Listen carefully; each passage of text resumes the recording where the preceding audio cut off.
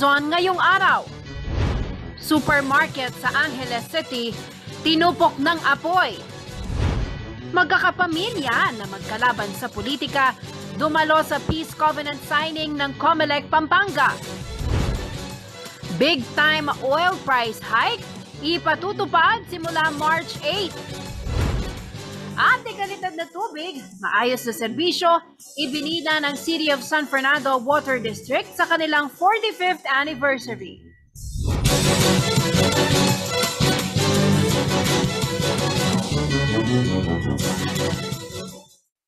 Magandang gabi ka rehiyon. Ako po si Jennifer Salenga. Oras na para sa mga maiinit na balitang Central Luzon.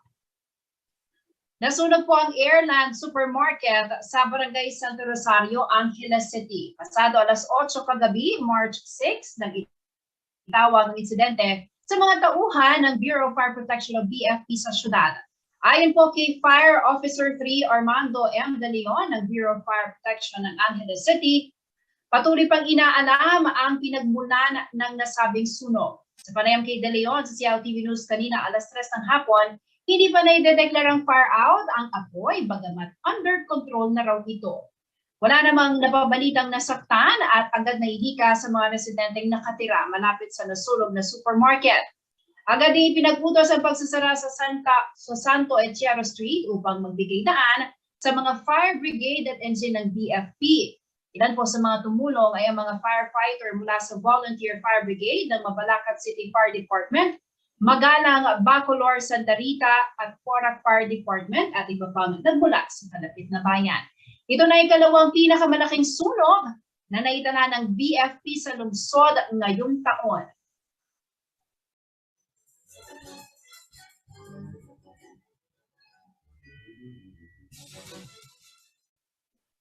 Sa ibang balita, pangkaraniwan na sa lalawigan ng Pampanga ang mga magkakamag-anak sa mundo ng politika. Karamihan po sa kanila magkakasangga at nabibilang sa isang partido, pero meron din namang kahit magkadugo ay magkaribal pagdating sa pagnanasang mga posisyon sa gobyerno. Narito po ang report.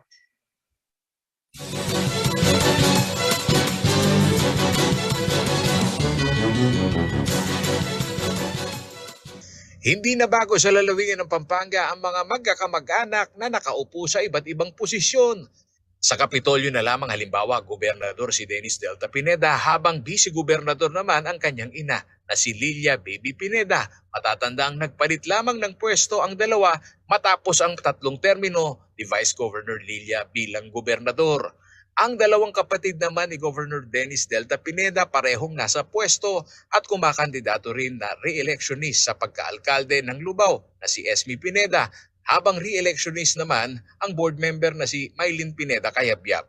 Kung ang pamilya Pineda gaya ng ibang pamilya ay may magkakasangga sa politika, mayroon din namang magkakatunggali ang iba, pinaglalabanan pa ang isang posisyon.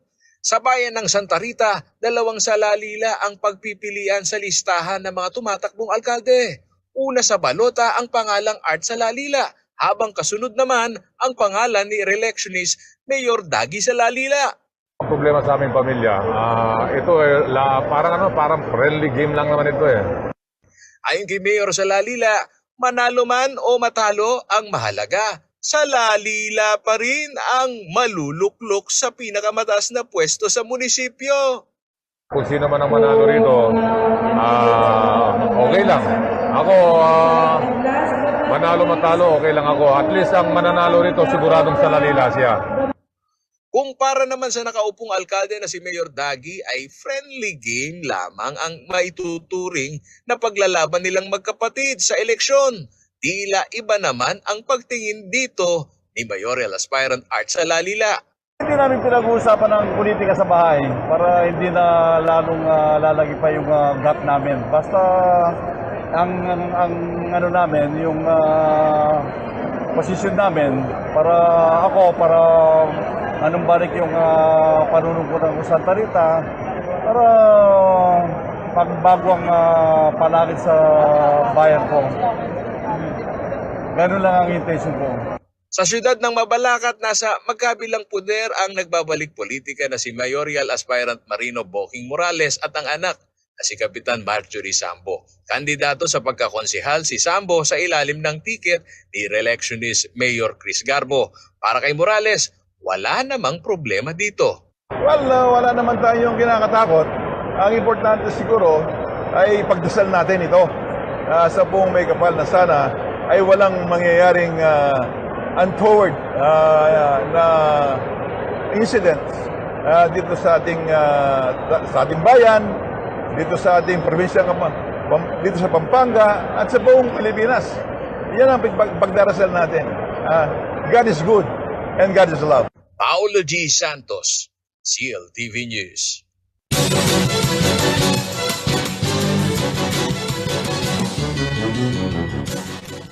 Bagamat galing daw sa pamilya ng mga politiko, may sariling diskarte naman daw ang ilang batang kandidato sa Pampanga para sa nalalapit na eleksyon. Nagbabalik si Paulo G. Santos.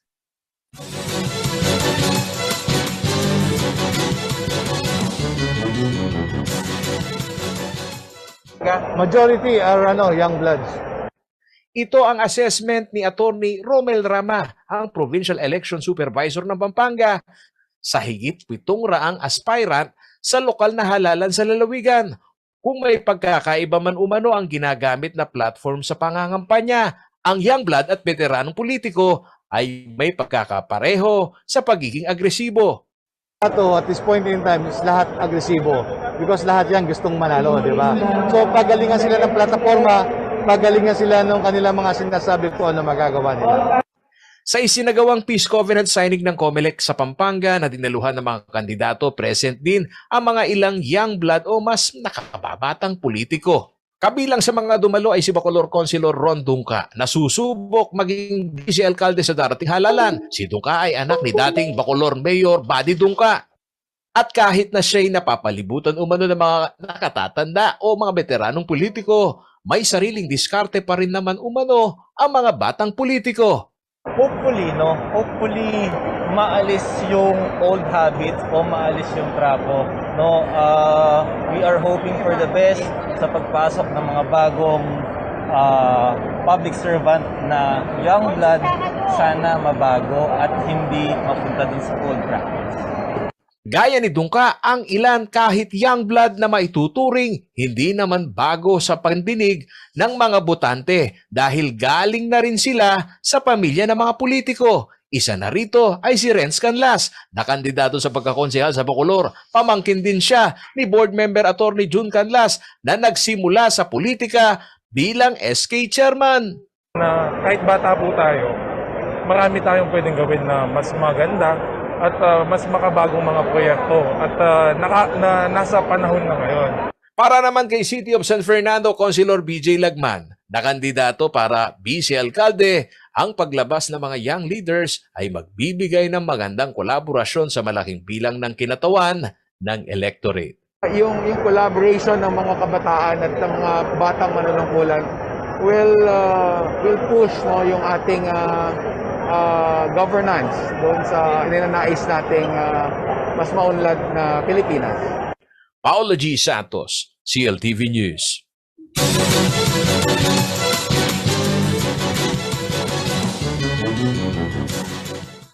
Sa pagbabalik ng CLTV News. Big time oil price hike ipatutupad simula March 8. At high value target, 2 pa, huli sa drug bust operation. 75,000 pesos na halaga ng droga na recover. Natiling nakatutok para sa iba pang mga nangunang balita ngayong araw.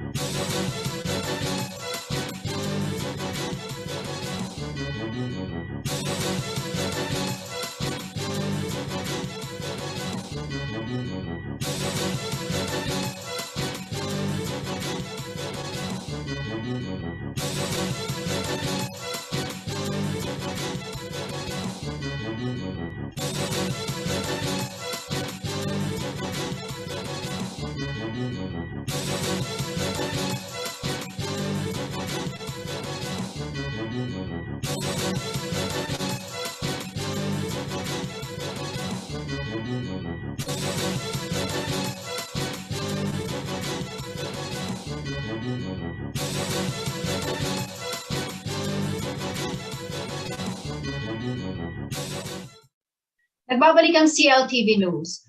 At sa iba pang mga nangungunang balita, isa na namang taas singil sa ilang produktong petrolyo po ang nakaambak para sa linggong ito. Nauna nang nag-anunsyo ang Caltex Philippines ng pagtaas ng kanilang presyo simula alas 12 ng madaling araw ng March 8. Samantala, ang Shell Philippines, KKK Turbo Fuel Corporation at Sea Oil ay magtataas po ng presyo 6 a.m. sa parehong araw, habang 4 p.m. naman ang clean fuel. Hanggang 3 pesos and 60 centavos ay inasahang dagdag sa kada litro ng premium at unleaded gas, habang 5 pesos and 85 centavos naman sa diesel at 4 pesos and 10 centavos sa kada litro ng kerosene. Ayon po sa Shell Philippines price update, dahilan sa mga naging adjustments ang market premium o mas mahigpit na pandaigdigang supply, maging ang mas mataas sa CME o cocoa metal ester price ng diesel. Tiniyak naman ni Department of Energy Secretary Alfonso G. Cusi ang sapat na supply para sa pangangailangan ng bansa sa gitna ng Ukraine-Russia conflict. Gayunpaman, pinalalahanan niya ang publiko sa hindi maiiwasang pagtaas ng domestic prices, dulot pa rin po ng direktang epekto ng nasabing krisis sa international oil markets.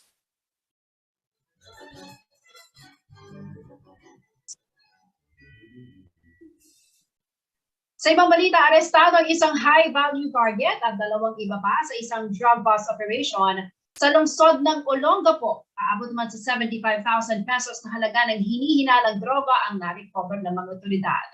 Narito ang detalye.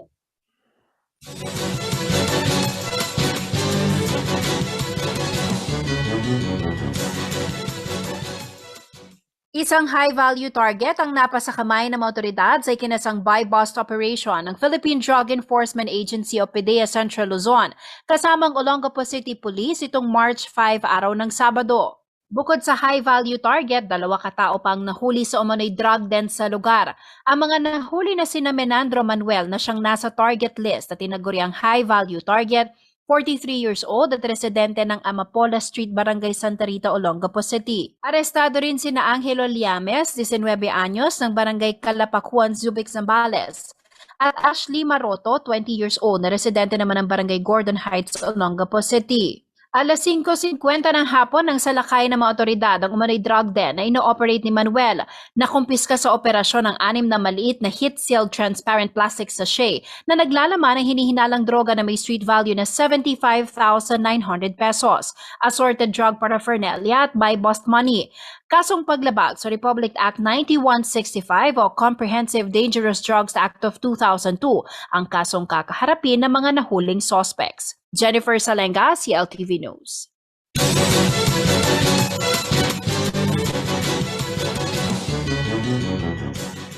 Sampung katao na naharap sa iba't ibang kaso ang naaresto sa magkakahiwalay na operasyon ng kapulisan sa Central Luzon. Samahan natin si Angelica Cara sa kanyang pagloronda sa rehiyon.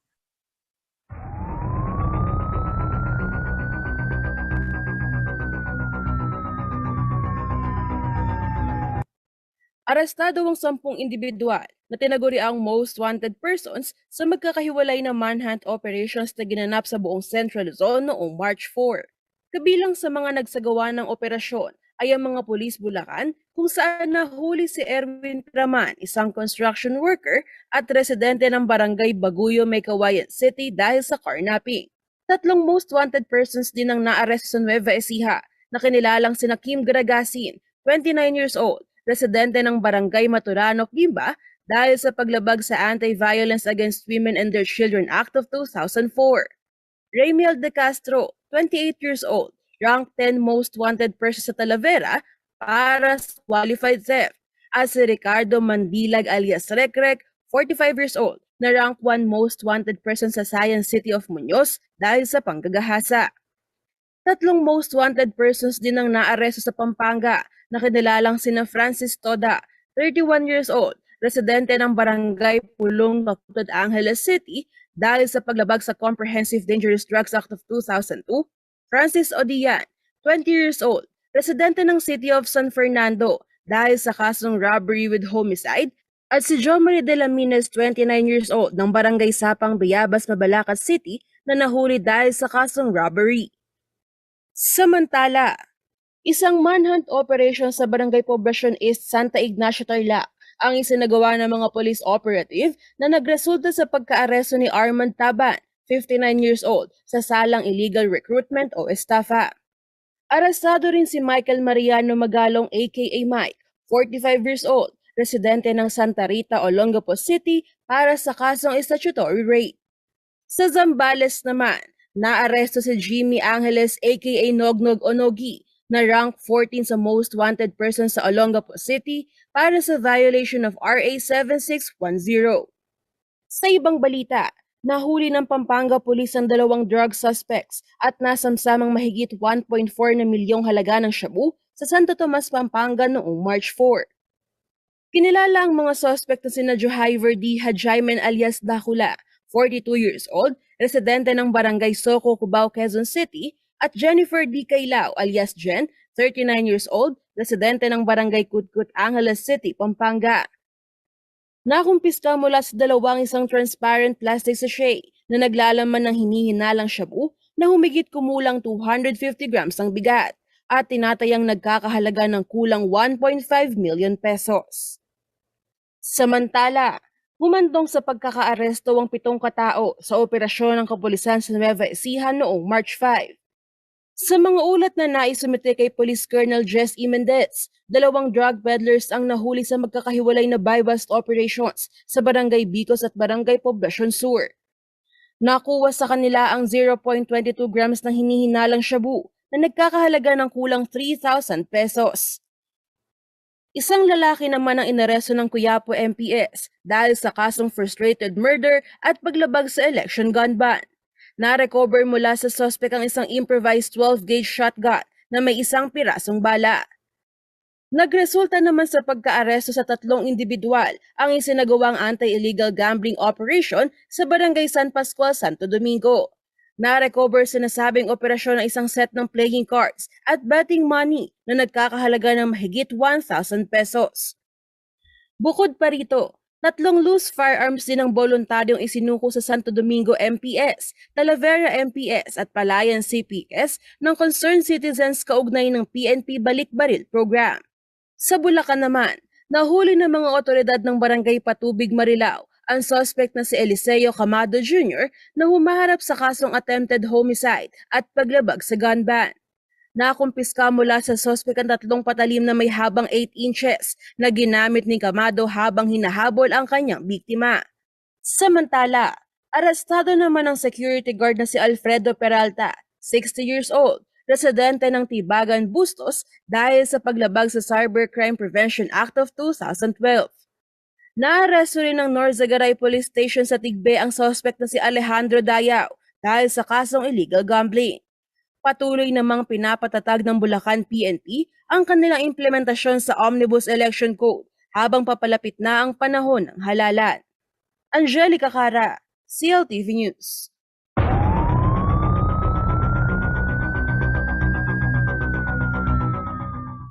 Sa pagbabalik Nagbabalik ng CLTV News. Senior citizens, prioridad sa ika-4 na mass vaccination drive ng gobyerno. In-person graduation, dapat ng payagan ayon kay Senator Win Gatchalian. Pending disqualification case si Marcos Jr., dapat na raw desisyonan ng COMELEC. Hiling nakatutok at mag-public.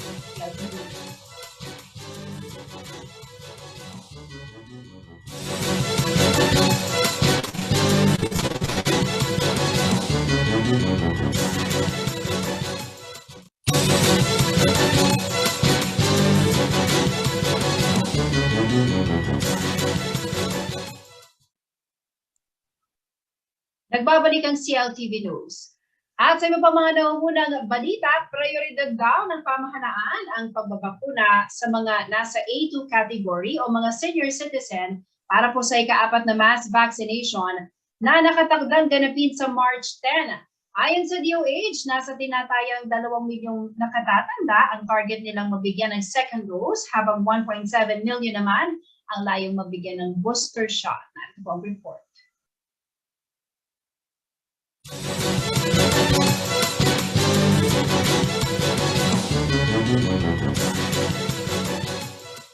Prioridad daw ang mga senior citizens sa ika-4 na malawakang vaccination drive kontra COVID-19 ng pamahalaan. Ito ang sinabi ni Health Undersecretary at National Vaccination Operations Center Chairperson Mirna Kabutahe. Nasa halos 2 milyong senior citizens ang inaasahang tatanggap ng booster shots sa ika-4 na round ng Bayanihan Bakunahan na magsisimula sa March 10. Ayon pa kay Kabutahe, nasa 1.8 million katao na nabibilang sa A2 category o senior citizens ang nakatakda namang mabigyan ng second dose ng bakuna. Kailangan daw ang pagtutulungan ng local government units, iba't ibang ahensya ng gobyerno at ng private sector upang makamit ito. Pabibilisin din daw ng Department of Health ang vaccine rollout para sa primary series at booster shots bago magsimula ang local campaign period sa March 25. Batid mo kasi ng kagawaran na mahahati na ang focus ng mga local official oras na magsimula ang kampanya. Magpapatupad din daw ng contextualized at granular strategy ang DOH batay na rin sa sitwasyon ng mga lalawigan, munisipyo at maging barangay. Ayon pa kay Kabutahe, magsasagawa ang gobyerno ng house-to-house vaccination at magkakasa ng programa sa workplaces upang mas marami ang mabibigyan ng first at second dose ng bakuna at booster shots. Nauna nang inihayag ng DOH ang pagbagal ng pagbabakuna dahil tila nawawala na ng sense of urgency upang magpa-booster ang mga tao.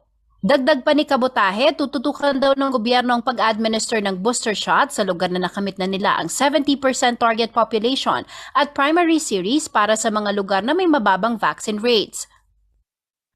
Target ng gobyerno na makumpleto ang bakuna ng 77 milyong Pilipino sa pagtatapos ng Marso at 90 million sa pagtatapos naman ng buwan ng Hunyo. Jennifer Salenga, CLTV News.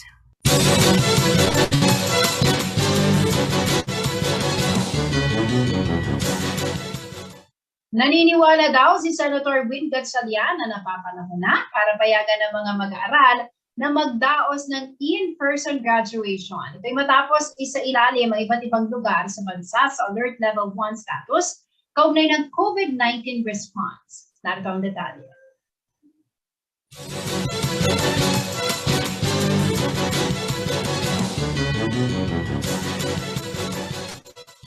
Panahon na raw para payagan ng in-person graduation ceremonies, katulad ng pagbibigay permiso sa mga political rallies. Ito ang inihayag ni Senator Sherwin Gatchalian nitong Lunes. Yaman din lang na nasa Alert Level 1 na ang NCR at 38 iba pang lugar sa bansa. Ayon sa mambabatas, ngayong pinakamaluwag na alert level status na ang ipinatutupad sa ibang mga lugar. Hayaan na raw ang mga magulang at estudyante na ma-enjoy ang mga moments of pride ng pagkakaroon ng school graduation dahil once in a lifetime experience raw ito para sa kanila. Dagdag pa ni Gatchalian na tumatayong chairman ng Senate Committee on Basic Education, Arts, and Culture, dapat pa rin sundin ang minimum health standards upang maiwasan ang maging sanhi ng pagkalat ng virus sa ganitong seremonya. Ang kasiyahang dulot daw ng pagtatapos ng mga mag-aaral ay nag-uudyok pa sa maraming mga magulang na nagtatrabaho sa ibang bansa na umuwi ng Pilipinas para lamang makadalo sa graduation ng kanilang mga anak. Matatanda ang ipinag-utos ng Department of Education o DepEd ang indefinite na pagpapaliban sa graduation at moving up ceremonies noong April 2022 dahil sa pagpapatupad ng enhanced community quarantine sa Luzon bunsod ng pagtaas ng kaso ng COVID-19. Angelica Cara, CLTV News.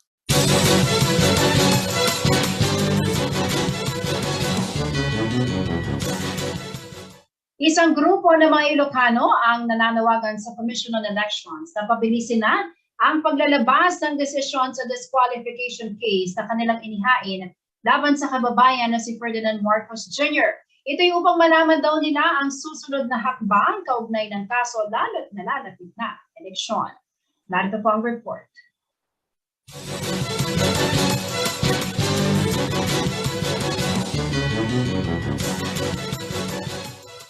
Halos 2 buwan bago ang May 9, 2022 elections, naghain ng mosyon sa COMELEC ang isang grupo ng mga petitioner upang pabilisin ang paglalabas ng desisyon sa disqualification case laban kay presidential candidate Ferdinand Marcos Jr. Ayon kay Attorney Ray Paulo Santiago, counsel ng Pudno nga Ilocano, ang disqualification case na kanilang inihain noong Disyembre ng nakaraang taon ay nakabinbin pa rin ngayon sa COMELEC 2nd Division. Ang Pudno nga Ilocano ay grupo ng mga residente mula sa tinaguriang Solid North, ang hometown at baluarte ng pamilya Marcos.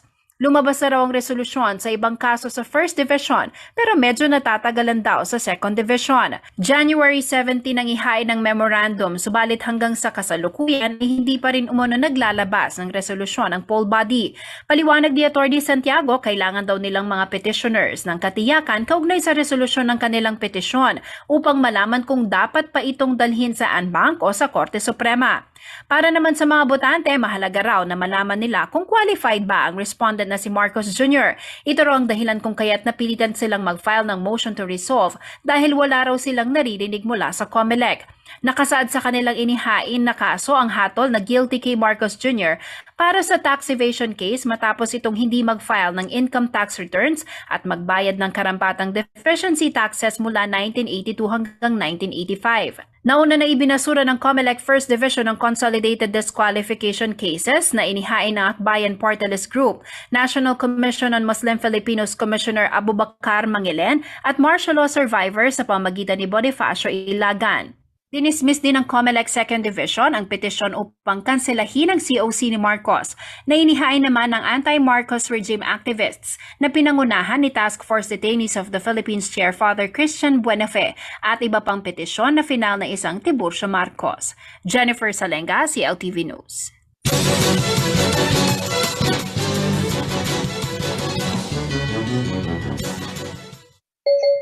Sa pagbabalik ng CLTV News. Legalidad na tubig, maayos na serbisyo, ibinida ng City of San Fernando Water District sa kanilang 45th anniversary. Manatiling nakatutok at magbabalik. CLTV News.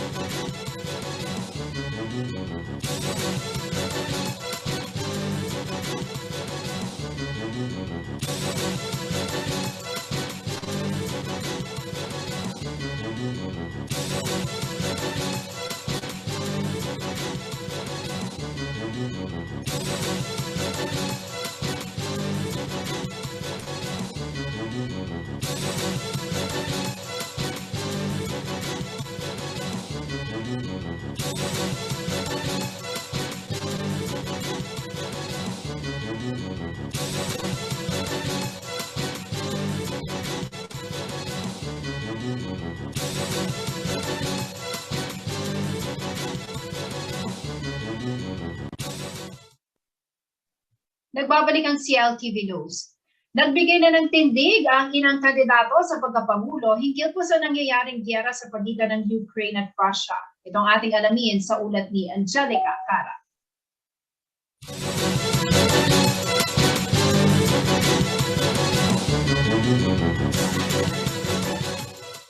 Halos 2 linggo na nang magsimulang lusubin ng Russia ang Ukraine. Ang internasyonal na usaping ito ay isa sa mga paksang madalas na maitanong sa mga kandidato sa pagkapangulo. Si Vice President Leni Robredo ang isa sa mga unang nagkondena sa ginagawang pananakop ng Russia sa Ukraine. Bagamat pinupuna ang kanyang tindig sa usapin, pinanindigan ni Robredo na kailangang tumayo ng bansa laban sa bullying, pagsalakay, paglabag sa karapatan sa kalayaan at banta sa buhay ng mga tao. Pabor naman si Presidential Candidate Senator Manny Pacquiao sa desisyon ng nasyonal na pamahalaan na makiisa sa mga bansang kinokondena ang giyera sa Ukraine, lalo na at miyembro ang Pilipinas ng United Nations. Bilang boxing champion na kinikilalang international figure, hindi umano solusyon sa problema ang giyera dahil parehong talo ang dalawang panig, lalo na at marami ang magbubuwis ng buhay. Mas mainam din daw kung peacemaker ang magiging papel ng bansa sa United Nations kaugnay ng usapin sa giyera. Manatiling neutral naman ang panig na tinitindigan ni Presidential Candidate Mayor Isko Moreno Dumagoso. Ang mahalaga raw sa ngayon ay mailikas sa mga Pilipinong nasa lugar ng labanan. Wala umanong kinalaman si Juan de la Cruz sa kasalukuyang kinakaharap ng Ukraine at Russia. Ngunit para kay Presidential Candidate Senator Ping Lacson, mali ang maging neutral sa usaping ito, lalo na at may sigalot sa pagitan ng Pilipinas at China dahil sa issue ng West Philippine Sea. Kung malagay umano ang Pilipinas sa sitwasyon ng Ukraine at lusubin na ibang bansa, ay nakakahiyang humingi ng tulong at simpatya kung walang tindig sa Ukraine-Russia war. Kung tutuusin ay may karapatan ng bansa na kondenahin ng Russia dahil signatory ang bansa sa United Nations Charter na nagsasabi na dapat may pakailam kapag may nangyayaring aggression o paglusob sa higit na mahihinang mga bansa. Hinahangaan din daw ni Lacson ang katapangan ni President Vladimir Zelensky na patuloy na lumalaban para sa kalayaan ng mga Ukrainian. Hindi rin katanggap-tanggap para kay Kalyodi ang pagsalakay ng Russia sa Ukraine. Kailangan numanong manindigan ng Pilipinas bilang isang bansa na nakikiisa sa pandaigdigang kapayapaan at pakikipagkapatiran. Sa kabilang banda, nagkaroon naman ng baligtaran sa tindig ni Presidential Candidate Ferdinand Marcos Jr. Sa kanyang naunang pahayag noong March 1, sinabi niya na kailangan maging neutral ang bansa sa giyera sa Ukraine dahil wala naman umanong kinalaman dito ang Pilipinas. Ang mga Marcos supporters ay binatikos pa ang tindig ni Robredo na kumukondena sa Russia. Ngunit pagkalipas ng 3 araw, March 4 nang maglabas ng panibagong pahayag si Marcos Jr. na nakikiisa na raw siya sa panawagan na irespeto ng Russia ang kalayaan ng Ukraine.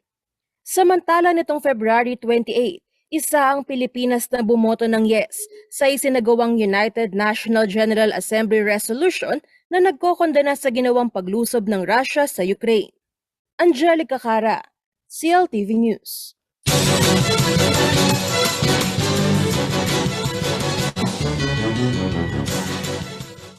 Nasa mahigit 57,000 households sa syudad ng San Fernando, Pampanga ang sinusuplayan ng tubig ng Prime Water City of San Fernando Water District.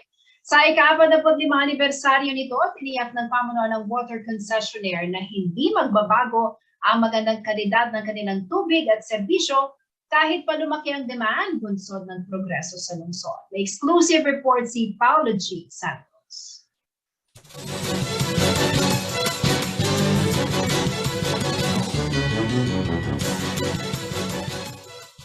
Sinimulan sa isang misa na pinangunahan ni Archbishop Emeritus Pasiano Aniceto ang pagdiriwang ng 45th founding anniversary ng City of San Fernando Water District o CSFWD. Hindi lamang ito isa sa pinakamatandang water concessionaire sa Pampanga, kundi institusyon na rin sa pagkakaloob ng serbisyo at malinis na tubig sa mga Fernandino. Ayon kay George Gumba, General Manager ng San Fernando Water District na ngayon nasa joint venture ng kumpanyang Prime Water, maituturing na milestone ang pag-unlad ng kanilang kumpanya kasabay ng progreso ng pinaglilingkurang syudad. Bukod kasi sa malaking demand sa mga establishmento sa kapital ng Pampanga, higit 57,000 na rin umano ang mga household and consumer nito na inaasahang aakyat pa sa bilang na 60,000 bago matapos ang taon. Ang ating may pagmamalaki dyan is we were able to expand our services. Napakabilis kasi yung development ng ating syudad. Unexpected yun. We are more than 57,000 households as of now. And maybe at the end of the year is 60,000. Ayon kay Gumba, may mga hakbang na rin sila upang higit na mapabuti pa ang pumping station ng kanilang deep well system. At ngayong malaki ang demand sa water supply, tiniyak nitong hindi maaapektuhan ang maganda nilang serbisyo at dekalidad na tubig para sa mga Fernandino.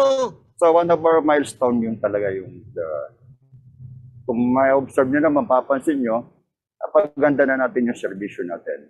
Samantala, pinuri naman ni City of San Fernando Councilor Reden Halili ang magandang partnership ng CSFWD at Prime Water na naging susi para makasunod ang concessionaire sa itinakda ng batas gaya ng pagtatayo ng water treatment facilities. Pero doon sa ginagawang water treatment ng Prime Water, yung tubig na galing sa septic tank, tubig na galing sa palengke, tubig na galing sa kanal, pwede na nating i-treat yan. Naniniwala rin si City Engineer Anel David na higit na makabubuti para sa lungsod at mga Fernandino ang joint venture sa pagitan ng Prime Water at CSFWD. Ito'y bunsod umano ng pagkakaroon ng maayos na maintenance system sa mga areas of development ng syudad na sakop naman ng massive infrastructure ng national government. Yung milestone na nakikita ko is, I think isa yung pagpapartner nila with Prime Water kasi nakita natin ngayon na talagang parang sumabay sila sa build. So lahat ng mga area ngayon gusto nilang magkaroon na rin ng mga, mayroon silang mga pipe laying works. So talagang gusto nilang lumawak ang coverage ng mga concessionaire nila. Kaya congratulations sa Water District. Malaki rin daw ang naging ambag ng lumalawak na operasyon ng Prime Water CSFWD sa lokal na ekonomiya ng syudad. Ayon yan kay dating Business Licensing Permit Chief Joseph Garcia. Lalo na marami tayong mga subdivisions yan na halos nakakolekta lahat sa kanila. Malaki mo revenue na binibigyan na tulong sa city government. Nagpapasalamat naman ang pamunuan ng Prime Water CSFWD sa publiko na walang sawang tumatangkilik sa kanilang serbisyo. Asahan umano na higit pa nilang pag-iibayuhin ang kanilang tapat na serbisyo sa darating na panahon upang mabigyan ng akses sa malinis na tubig ang bawat pamilyang Fernandino. Paulo G. Santos, CLTV News.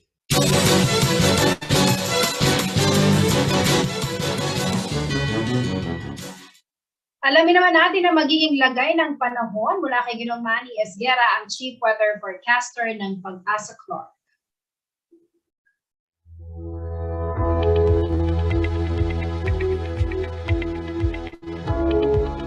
narito po magiging taya ng panahon sa susunod na 24 oras. Isang low pressure area po ngayon ang namataan sa may layong 135 kilometers.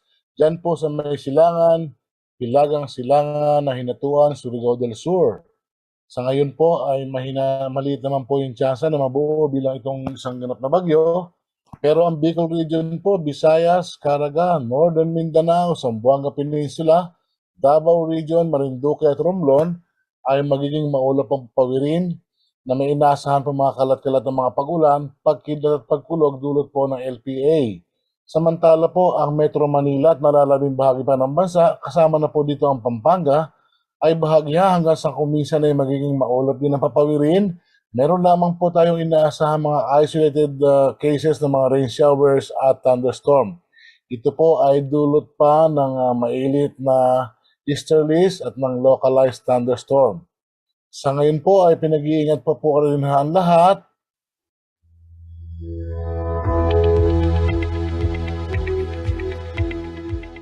At yan ang mga balitang nakalap ng CLTV News. Kasama pong pwersa ng CLTV News and Current Affairs. Ako po si Jennifer Salenga. Maraming salamat po.